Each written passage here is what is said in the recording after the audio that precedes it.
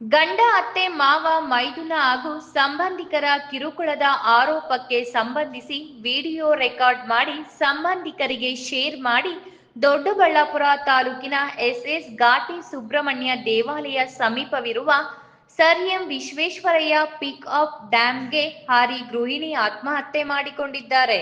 ದೊಡ್ಡಬಳ್ಳಾಪುರ ತಾಲೂಕಿನ ಸೋತೇನಹಳ್ಳಿ ಗ್ರಾಮದ 28 ವರ್ಷದ ಪುಷ್ಪ ಆತ್ಮಹತ್ಯೆ ಮಾಡಿಕೊಂಡಿರುವ ಗೃಹಿಣಿಯಾಗಿದ್ದು, ತಪಸಿನಹಳ್ಳಿ ದೊಡ್ಡಬಳ್ಳಾಪುರ ತಾಲೂಕಿನ ಸೋತೇನಹಳ್ಳಿ ಗ್ರಾಮದ 28 ವರ್ಷದ ಪುಷ್ಪ ಆತ್ಮಹತ್ಯೆ ಮಾಡಿಕೊಂಡಿರುವ ಗೃಹಿಣಿಯಾಗಿದ್ದು, ತಪಸಿಹಳ್ಳಿ ಗ್ರಾಮದ ವೇಣು ಜೊತೆ ಗುರು ಹಿರಿಯರು ನಿಶ್ಚಯದಂತೆ ಕಳೆದ 1 ವರ್ಷದ ಹಿಂದೆ ವಿವಾಹವಾಗಿತ್ತು.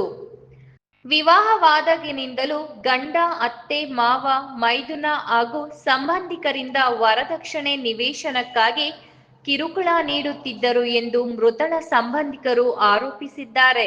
ಮದುವೆ ಆಗಿದ್ದನಿಂದಲೂ ಹೆಂಡತಿ ಜೊತೆ ಸಂಸಾರ ಮಾಡದ ಗಂಡ ಮಗು ಬೇಕು ಎಂದರೆ ಮೈದುನನ ಜೊತೆ ಮಲಗು ಎನ್ನುತ್ತಿದ್ದ ಅತ್ತೆ ಮಾವ ಕಿರುಕುಳ ತಾಳಲಾರದೆ ಗೃಹಿಣಿ ಸಾವನ್ನಪ್ಪಿರಬಹುದು ಎಂದು ಶಂಕಿಸಲಾಗಿದೆ.